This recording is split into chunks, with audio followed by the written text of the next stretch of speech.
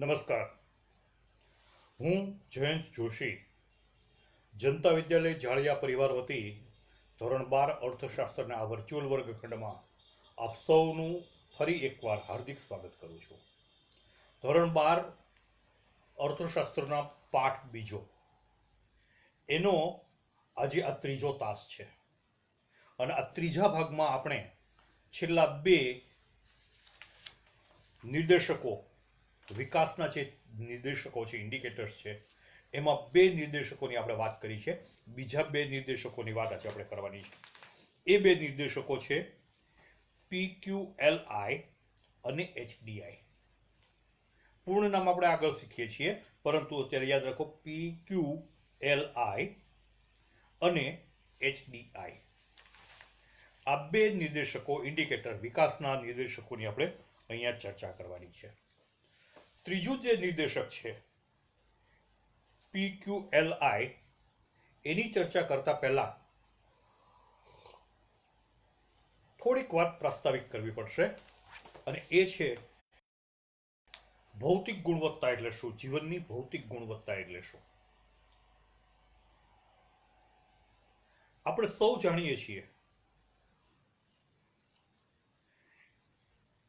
કે વ્યક્તિના જીવન ધોરણમાં, સમાજના જીવન ધોરણમાં સુધારો આવવો એટલે એની ભૌતિક સુવિધામાં વધારો થવો.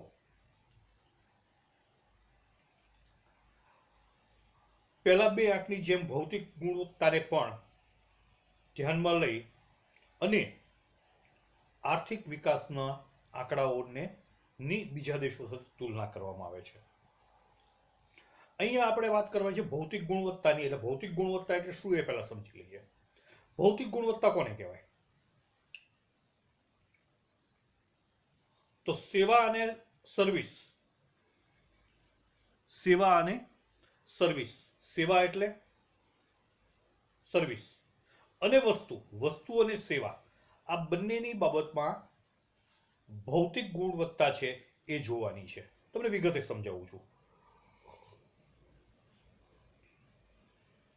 વિવિધ વસ્તુઓને સેવાના વપરાશના જે ધોરણો છે એના આધારે ભૌતિક ગુણવત્તા નક્કી થાય છે. ત્રણ બાબતો યાદ રાખજો. ભૌતિક જે વસ્તુઓ છે, વસ્તુઓમાં બે પ્રકારની વસ્તુઓ છે, અને સેવાનો સમૂહ એ ત્રીજું છે. કઈ બે પ્રકારની વસ્તુ? તો કે એક વપરાશમાં લેવો તો ખોરાક, બળતણ અને બિન ટકાઉ વસ્તુઓ. બિન ટકાઉ એટલે જે વાપરીને ફેંકી દેવાની હોય એ, અથવા તો એક વખત વાપરીએ એટલે એ પૂરી થઈ જાય, એ બિન ટકાઉ. એની ગુણવત્તા ખોરાક, બળતણ અને અન્ય બિન ટકાઉ વસ્તુઓ. પછી વપરાશમાં લેવાતી ટકાઉ અને અર્ધ ટકાઉ વસ્તુઓ, અને વપરાશમાં લેવાતી સેવાનો સમૂહ. આ ત્રણેય બાબતો છે. ફરી વખત યાદ કરાવું છું. કઈ કઈ? વપરાશમાં લેવાતા ખોરાક અને બળતણ અને બિન ટકાઉ વસ્તુઓ. બીજું ટકાઉ અને અર્ધ ટકાઉ વસ્તુઓ, ટકાઉ અને અર્ધ ટકાઉ વસ્તુઓ. અને ત્રીજું વપરાશમાં લેવાયેલી સેવાઓનો સમૂહ. આ ત્રણના આધારે સમાજ જીવનની વ્યક્તિ ભૌતિક ગુણવત્તા છે, વ્યક્તિના જીવનની ભૌતિક ગુણવત્તા છે, એ નક્કી કરવામાં આવે છે. જો આ ભૌતિક ગુણવત્તા, આ ત્રણેય બાબતોની, બિન ટકાઉ વસ્તુઓ, ટકાઉ અને અર્ધ ટકાઉ વસ્તુઓ અને સેવાઓ, એની ગુણવત્તા જો સારી હોય તો આર્થિક વિકાસ થયો છે એમ કહી શકાય. હવે થોડી વિગતે વાત કરીએ. આજે ત્રણ મુદ્દાઓ આપણે લીધા ને. પહેલું લીધું આપણે કે જે બિન ટકાઉ વસ્તુઓ, ખોરાક, બળતણ અને બિન ટકાઉ વસ્તુઓ એક. બીજું વપરાશમાં લેવાતી ટકાઉ અને અર્ધ ટકાઉ વસ્તુઓ, અને ત્રીજું વપરાશમાં લેવાતી સેવાઓનો સમૂહ. આના આધારે ભૌતિક ગુણવત્તા, જીવન ધોરણની ભૌતિક ગુણવત્તા નક્કી કરવામાં આવે છે. હવે આ ત્રણ બાબતોમાં કઈ કઈ બાબતોનો સમાવેશ થાય છે પેટામાં, એ આપણે જોઈએ. ભૌતિક ગુણવત્તાનો આંક જ્યારે આપણે માપશું ત્યારે 1 વર્ષનો ગાળો આપણે નજરમાં લેશું. એટલે વીતેલા 1 વર્ષના ગાળામાં આ 3 ફેક્ટર જે છે, 3 બાબતો છે, એના અનુસંધાને આપણે ભૌતિક ગુણવત્તાની ચર્ચા કરશું. તો સમાવેશ બાબતો, પહેલી ખોરાક. ખોરાક એટલે ખોરાકની ગુણવત્તા. એમાં પૂરતી કેલેરી છે, પૂરતું પ્રોટીન છે, પૂરતી ચરબી છે. સમાજને એટલે વ્યક્તિને જે જરૂરી છે એટલી કેલેરી વાળો, એટલા પ્રમાણમાં પ્રોટીન અને એટલા પ્રમાણમાં ચરબી હોય એ પ્રકારનો ખોરાક, એના આધારે ખોરાકની ગુણવત્તા નક્કી થાય છે. એ ભૌતિક ગુણવત્તાના ધોરણમાં આપણે એનો એક સમાવેશ કરીએ છીએ. બીજું, તબીબી સારવાર.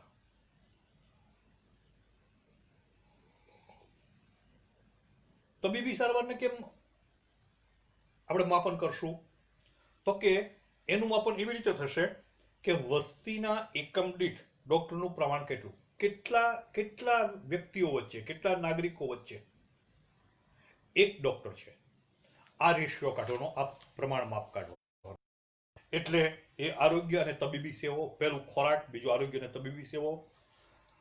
રહેઠાણ અને કપડા, એમાં પણ બધા પાસે દર 1000 કેટલા વ્યક્તિઓ પાસે રહેવાનું પાકું મકાન છે, કેટલા પાસે કાચું મકાન છે, કેટલા બેઘર છે, આ બધા આંકડા. આ ભૌતિક ગુણવત્તાની આપણે વાત કરીએ છીએ, સમાજ જીવનના જીવન ધોરણનું ભૌતિક ગુણવત્તા. પહેલું ખોરાક, બીજું તબીબી સારવાર, ત્રીજું રહેઠાણ અને કપડા. તો કેટલી વ્યક્તિઓ પાસે રહેવા માટે પાકું મકાન છે? 1000 કેટલા વ્યક્તિઓ પાસે પાકું મકાન છે, કેટલા પાસે કાચું મકાન છે, કેટલા પાસે મકાન નથી, કેટલા બેઘર છે. આ આંકડાઓના આધારે પણ તુલના થઈ શકે. શિક્ષણ, સમાજમાંથી કેટલા ટકા બાળકો છે પ્રાથમિક શિક્ષણ મેળવે છે, કેટલા ટકા માધ્યમિક શિક્ષણ મેળવે છે, કેટલા ઉચ્ચતર માધ્યમિક શિક્ષણ મેળવે છે, એનાથી આગળ કેટલા મેળવે છે. આના આધારે પણ એની શિક્ષણની ગુણવત્તા નક્કી થાય.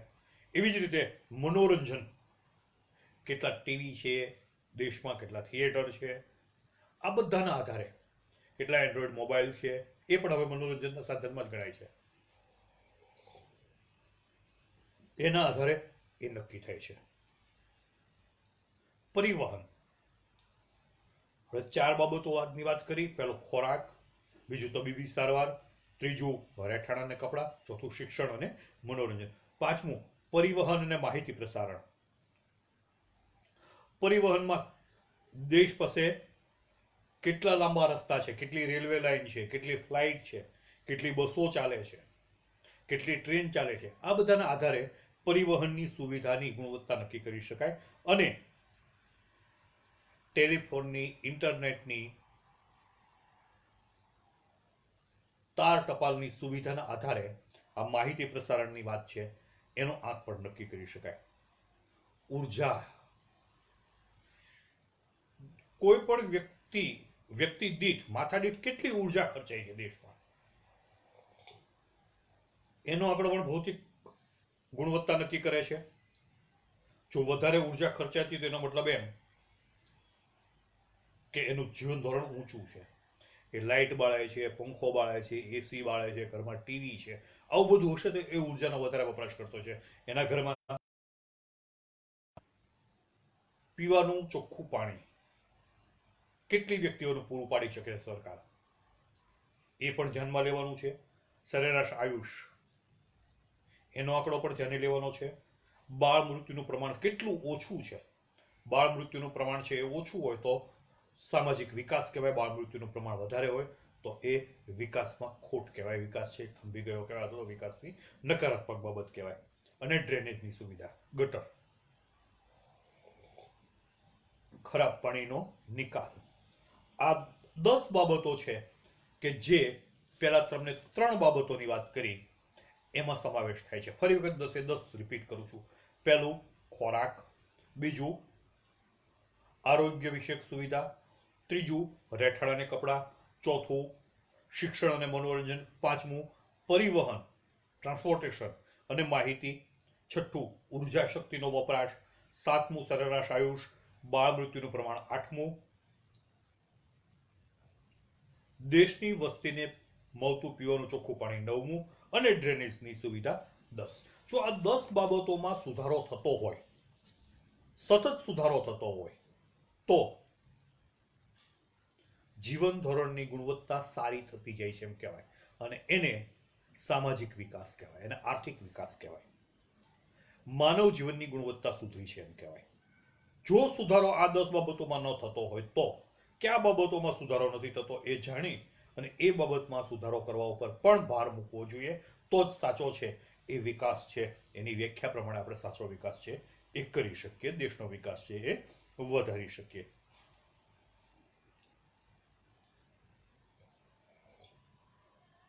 સામાન્ય રીતે આ બધી બાબતોને સાંકળી અને 100 માંથી ગુણ આપવાના આવે છે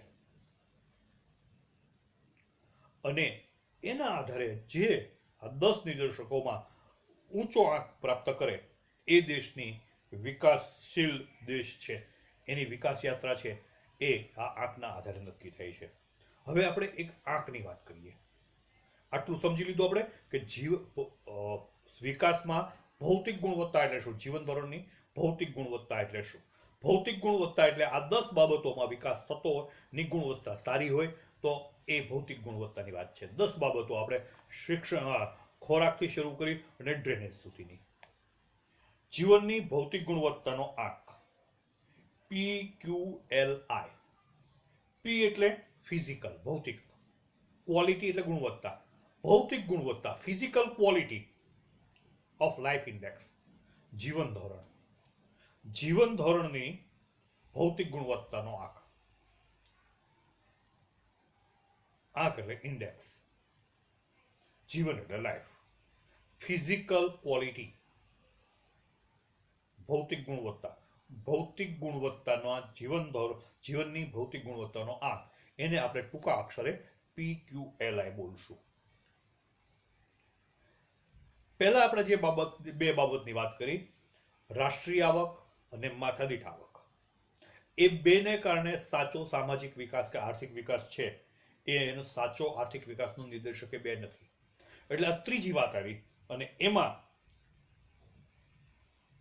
એવું કહેવામાં આવ્યું કે આર્થિક, જ્યારે રાષ્ટ્રીય આવક વધે અથવા તો માથાદીઠ આવક વધે એમાં અસમાનતા હોય તો બહુ ઓછા લોકો પાસે બહુ વધારે રૂપિયા જાય, બહુ વધારે લોકો પાસે બહુ ઓછા રૂપિયા જાય.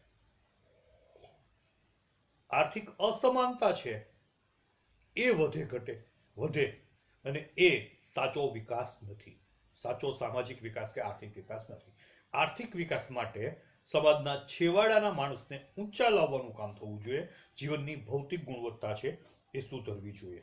એટલે ગરીબો ત્યારે ત્યારે આર્થિક વિકાસ થયો છે એમ કહેવાય. અને એ ગુણવત્તા ક્યારે ઊંચી આવે, જ્યારે પ્રાથમિક જરૂરિયાતો સંતોષાય ત્યારે.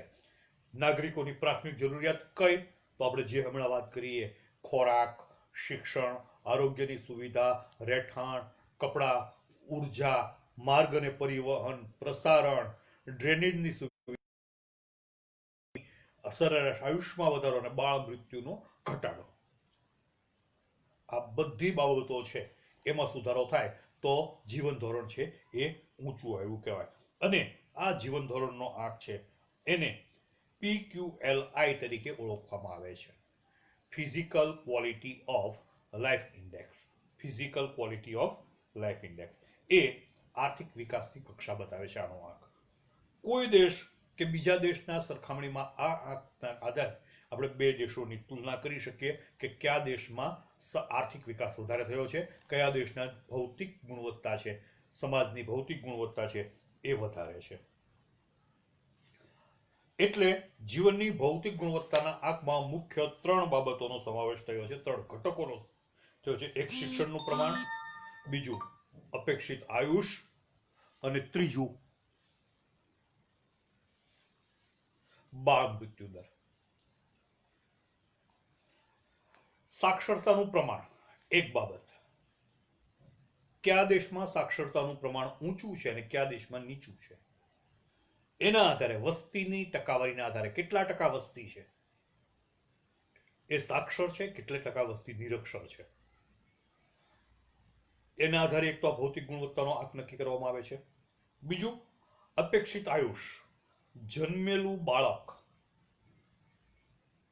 એ સરેરાશ કેટલું આયુષ્ય ભોગવશે એવી અપેક્ષા જે સમાજની હોય એને આપણે અપેક્ષિત આયુષ કહીએ છીએ. એ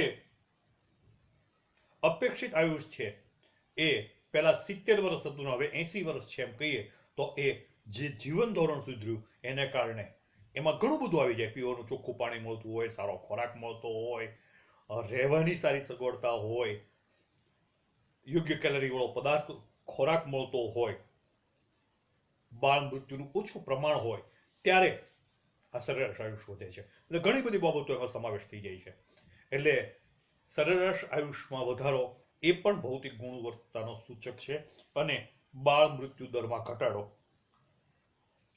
દર 1000 બાળકોએ કેટલા બાળકો 1 વર્ષ જન્મ્યા પછી 1 વર્ષની અંદર મૃત્યુ પામે છે. એ આંકડો જેટલો નીચો એટલી તબીબી સારવાર સારી, સગર્ભા સ્ત્રીની એટલી કાળજી લેવામાં આવે છે, એટલું સમાજનું જીવન ધોરણ સુધર્યું છે એમ કહી શકાય. બાળ મૃત્યુ દર છે એ ઘટે તો ભૌતિક ગુણવત્તા સુધરી કહેવાય. સરેરાશ આયુષનો આંક વધે તો ભૌતિક ગુણવત્તા સુધરી કહેવાય. અને શિક્ષણનું પ્રમાણ વધે દર 1000 દીઠ તો એ છે એ ભૌતિક ગુણવત્તા વધે છે એમ કહેવાય. હવે આપણને સ્વાભાવિક પ્રશ્ન થાય કે 3 જ બાબતો કેમ? તો 3 બાબતો એટલા માટે કે દરેક દેશ પાસેથી બહુ સહેલાઈથી આ 3 પ્રકારના આંકડા છે મેળવી શકાય. વસ્તીનું, શિક્ષણનું પ્રમાણ, બાળ મૃત્યુનું પ્રમાણ અને સરેરાશ આયુષનો આંકડો કોઈ પણ દેશ પાસેથી સહેલાઈથી મળી શકે. અને આ ત્રણેય છે એ પરિણામ બતાવે છે, પ્રયત્નો નહીં. અમે પ્રયત્નો કર્યા અને એના પરિણામે આટલી સાક્ષરતાનો આટલો આંક અમે લાવી શક્યા. અમે પ્રયત્નો કર્યા અને પરિણામ રૂપે અમે આયુષને આટલું વધારી શક્યા. પ્રયત્નો કર્યા અને બાળ મૃત્યુનો દર અમે આટલો ઘટાડી શક્યા. આ પરિણામ બતાવે છે. પ્રયત્નોના આધારે નહીં, પરિણામના આધારે ગુણવત્તા નક્કી થાય છે. અને ત્રણેય બાબતો વસ્તુલક્ષી છે, આંકડાઓ છે, એટલે એની તુલના છે એ નિરપેક્ષ રીતે થઈ શકે છે, વ્યાજબી ધોરણે થઈ શકે છે. એટલે શિક્ષણ ભૌતિક ગુણવત્તાનો એક માપદંડ, કારણ કે શિક્ષણના કારણે જ વ્યક્તિ છે કુશળ બનશે અને દેશના વિકાસ માટે શિક્ષણ છે એક આવશ્યક બાબત છે. બીજું, અપેક્ષિત આયુષ, હમણાં વાત કરી એમ, જ્યારે ખોરાક સારો હશે, રહેવાની વ્યવસ્થા સારી હશે, પીવાનું પાણી સારું હશે, ડ્રિંકિંગ વોટર સારું હશે, આરોગ્યની સુવિધા સારી હશે, ત્યારે સરેરાશ આયુષ છે વધશે. એટલે એ પણ સરેરાશ આયુષનો વધારો એ પણ એક માપદંડ છે. અને ત્રીજું, બાળ મૃત્યુ દર. એટલે હવે આપણે આ PQLI ની કેટલીક ટેકનિકલ બાબતો છે એને જોઈ લઈએ. દરેક નિર્દેશકને 100 ગુણભાર આપવામાં આવે છે. કયા 3? શિક્ષણ, અપેક્ષિત આયુષ અને બાળ મૃત્યુ દર. આ ત્રણેયને 100 માર્ક આપવામાં આવે છે. અને 100 માંથી કોઈ પણ દેશને એમાંથી માર્ક મળે. એટલે આ ત્રણેયમાં 0 થી 100 ની વચ્ચે માર્ક મૂકવામાં આવે. બાળ મૃત્યુ દર બહુ વધારે હોય તો એને માર્ક 0 ની નજીક મળે. બાળ મૃત્યુ દર ઓછો થતો જાય એમ એને 100 ની નજીકનો માર્ક મળે. શિક્ષણનું પ્રમાણ વધતું જાય એમ 100 ની નજીકનો આંક મળે. શિક્ષણનું પ્રમાણ છે એ દેશમાં ઓછું હોય, નિરક્ષરતાનું પ્રમાણ વધારે હોય તો એને 0 ની આસપાસનો આંક મળે, 0 ની નજીકનો આંક મળે. એવી જ રીતે આપણે અપેક્ષિત આયુષની વાત કરીએ છીએ. આ ત્રણેય નિર્દેશકોને 100 માર્કમાંથી આપવાના છે. આપણે જેમ 100 ગુણનું પેપર હોય એમાં 3 ને 100 માર્ક એમાંથી લેવાના છે. એટલે કુલ 300 માંથી લેવાના. આ ત્રણેય બાબતમાં 100 માંથી 300 માંથી જે માર્ક મળે એને 3 વડે ભાગવાના, એટલે સરેરાશ કાઢીએ. અને આ જે સરેરાશ આવે એને PQLI કહેવાય, physical quality of life index. Physical quality of life index. ત્રણેય નિર્દેશકોને 100 માર્ક આપવાના, એમાંથી લેવાના દેશને. આ ત્રણેય નિર્દેશકો જે માર્ક મેળવ્યો એનો સરવાળો કરવાનો અને એને 3 વડે ભાગવાના. માનો કે એકમાં 70 આવ્યા, એકમાં 60 આવ્યા અને એકમાં 80 આવ્યા, તો 70, 60 અને 80 ત્રણેયનો સરવાળો 210, એને ભાગ્યા 3, એટલે આનો PQLI એ 70 આવશે. હવે અહીંયા મહત્વની બાબતો અને સકારાત્મક બાબતોની અને મર્યાદાઓની આપણે વાત કરવાની હોય છે. સ્વાભાવિક છે, જેનો PQLI 100 ની નજીક એની ઉત્તમ કામગીરી, જેનો 0 ની નજીક એની નબળી કામગીરી. એટલે PQLI કોની વચ્ચે હોય? 0 કરતા ઓછો ન હોય, 100 કરતા વધુ ન હોય, અને 100 ની વચ્ચે હોય. અને એના આધારે બે દેશોની તુલના થઈ શકે કે ભારતનો PQLI કેટલો, તો કે 80, પાકિસ્તાનનો કેટલો, તો કે 40. તો પાકિસ્તાનનું જીવન ધોરણ છે, ની ગુણવત્તા છે, અથવા તો એનો વિકાસ છે એ ઓછો છે, આર્થિક વિકાસ છે એ ઓછો છે એમ કહેવાય. એટલે PQLI જેમ ઊંચો એમ દેશનો આર્થિક વિકાસ ઊંચો, PQLI જેમ નીચો એમ દેશનો આર્થિક વિકાસ નીચો. આ રીતે સરખામણી કરવામાં આવે છે. સકારાત્મક બાબતો આ PQLI ની એ છે કે એમાં શિક્ષણ અને આરોગ્ય જેવી બાબતોનો, પાયાની બાબતોનો સમાવેશ થાય છે. ફક્ત આવકની, માથાદીઠ આવક કે રાષ્ટ્રીય આવકની વાત નથી થતી, પણ જીવન ધોરણની વાત થાય છે, જીવન ધોરણની ગુણવત્તાની વાત થાય છે. એ સકારાત્મક બાબત છે. અહીંયા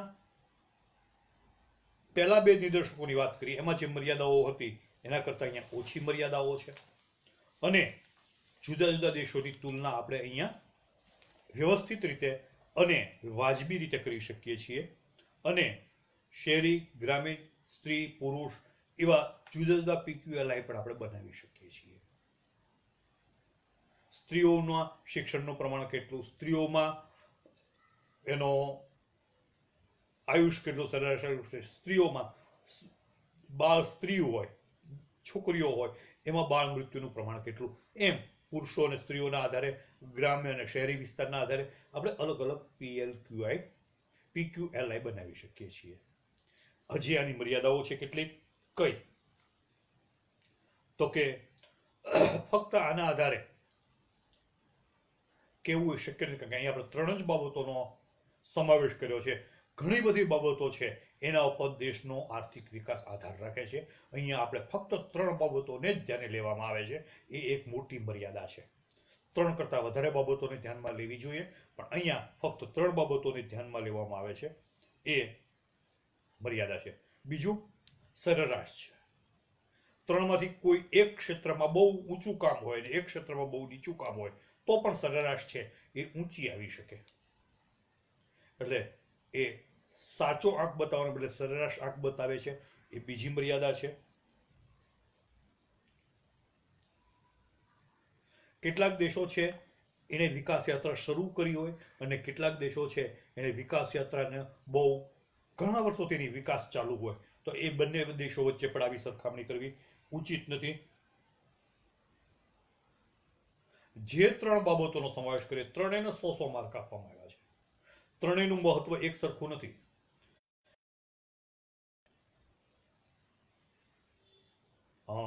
સરેરાશ આયુષ અને બાળ મૃત્યુ દર, આ ત્રણેયને 100 માર્ક આપવામાં આવે છે, સરખું વેટેજ આપવામાં આવ્યું છે. સમાજ જીવનમાં આ ત્રણેયનું મહત્વ અલગ અલગ છે. એટલે એક મર્યાદા છે. ત્રણેયનું મહત્વ અલગ અલગ હોવા છતાં ત્રણેયને એક સરખો આંક આપ્યો છે.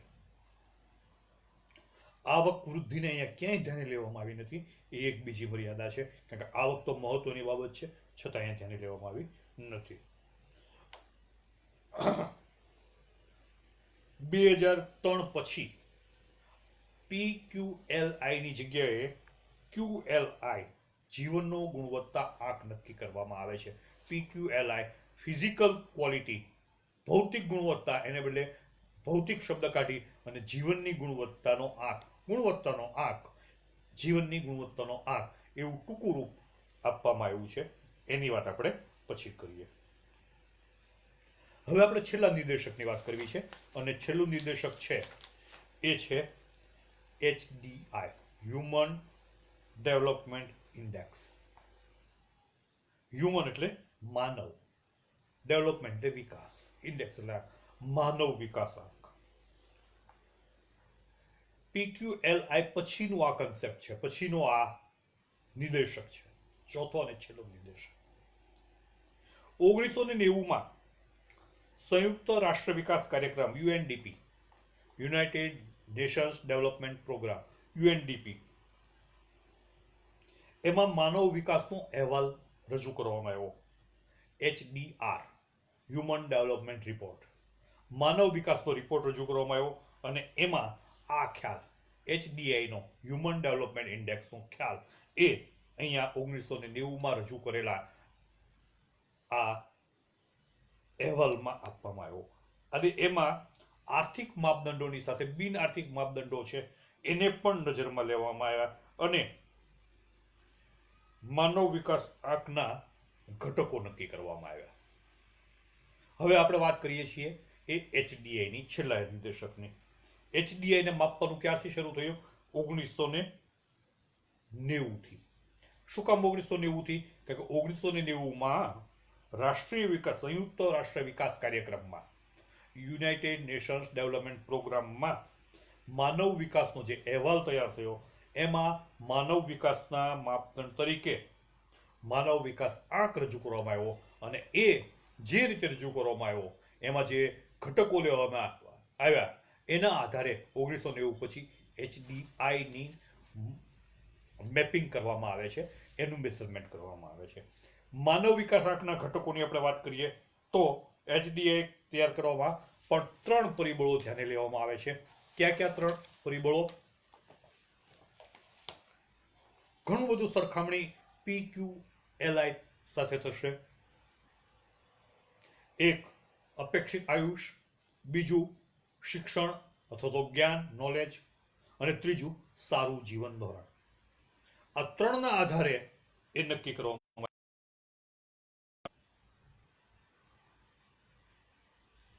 અપેક્ષિત આયુષની વાત આપણે PQLI માં કરી ગયા, રિપીટ નથી કરતા. કોઈ પણ સમાજમાં અપેક્ષિત આયુષ કેટલું છે? જો સારું તબીબી સારવાર મળતી હશે, સગર્ભા સ્ત્રીઓની સારી સુવિધા મળતી હશે, પોષક આહાર મળતો હશે, એટલે આહારની ગુણવત્તા, ચોખ્ખું પીવાના પાણીની ગુણવત્તા, શ્વાસમાં લેવાતી હવાની ગુણવત્તા અને તબીબી સારવાર, આ ચારેય ક્ષેત્રોમાં જ્યારે વિકાસ થયો હશે તો અપેક્ષિત આયુષ છે વધારે હશે. એટલે અપેક્ષિત આયુષ છે એ એક ઘટક છે. બીજો ઘટક છે જ્ઞાન. કેટલા બાળકો સ્કૂલમાં જાય છે, કેટલા વર્ષ એ સ્કૂલમાં અભ્યાસ કરે છે, એના આધારે શિક્ષિત કેટલા છે એની ટકાવારી નક્કી થાય સમાજમાં, અને શિક્ષિતની ટકાવારીના આધારે એનો આ ઘટક છે એનું માપન કરવામાં આવે. અને ત્રીજું સારું જીવન ધોરણ. જીવન ધોરણમાં આ બાબત આવી ગઈ. કઈ? પરિવહનની સુવિધા, માહિતી અને પ્રસારની સુવિધા, આરોગ્યની સેવા, શુદ્ધ પાણી, મૃત્યુ દર, જન્મ દર, આ બધું એની અંદર સમાવેશ થાય છે. હવે આ 3 ઘટકો અપેક્ષિત આયુષ, જ્ઞાન અને સારું જીવન ધોરણ, એના આધારે HDI છે એનું મૂલ્ય 0 થી 1 ની વચ્ચે હોય છે. જો PQLI 0 થી 100 પણ HDI 0 થી 1. HDI 1 એટલે મહત્તમ, 1 કરતા વધારે ન હોય, 1 ની નજીક હોય એનો જીવન ધોરણ આંક. HDI 1 ની નજીક હોય એ વધારે વિકસિત કહેવાય, 0 ની નજીક હોય એ ઓછો વિકસિત કહેવાય. 2014માં કુલ 188 દેશોના HDI હ્યુમન ડેવલપમેન્ટ ઇન્ડેક્સ તૈયાર કરવામાં આવ્યા હતા. કેટલા? 188 દેશોના. આ 188 દેશોમાંથી પહેલા નંબરે હતો નોર્વે. આપણે ગઈકાલે વાત કરી હતી, વિકસિત છે, એનો હતું 0.944, 0.944, એકની બહુ નજીક. એ પ્રથમ ક્રમે, અને ભારતનો નંબર 130મો હતો. 188 માંથી 130મો નંબર ભારતનો હતો અને ભારતનો HDI હ્યુમન ડેવલપમેન્ટ ઇન્ડેક્સ હતો 0.609. હવે આપણને સ્વાભાવિક પ્રશ્ન થાય, નોર્વે પ્રથમ ક્રમે હતું, ભારત 130મા ક્રમે હતું, તો બીજા દેશોની સંખ્યા ક્યાં? નોર્વે પ્રથમ, અમેરિકા 8મા સ્થાને હતું, 0.915, 0.915. ચીન છે એ આપણી કરતા આગળ, 90 ક્રમેનો 90, 0.727. ભારતનો 130મો ક્રમ, પાકિસ્તાનનો 147 ક્રમ અને સૌથી છેલ્લા ક્રમે નાઇજર હતું 188મો ક્રમ. અહીંયા 2014માં જે HDI ના આંકડા આવ્યા એનું તારણ કાઢેલું છે કે પેલા 50 રાષ્ટ્રો છે 1 થી 49 એનું માનવ વિકાસનું મૂલ્ય 0.890 હતું. 50 થી 105 સુધીના રાષ્ટ્રો છે નંબર એનું 0.735 હતું સરેરાશ.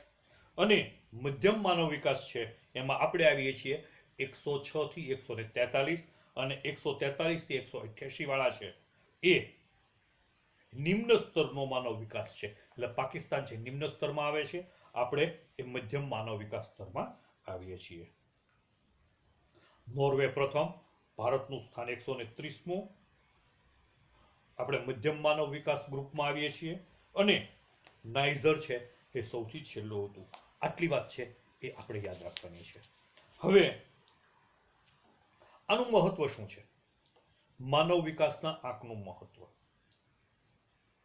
માનવ વિકાસના આંકનું મહત્વ એટલા માટે ખૂબ વધારે છે કારણ કે એમાં આ બધા બાબતનો સમાવેશ થાય છે: સરેરાશ આયુષ, સારું જીવન ધોરણ અને શિક્ષણ. એટલે શિક્ષણ, સારું જીવન ધોરણ અને સારું આયુષ એ જ આપણા ધ્યેય હોવા જોઈએ.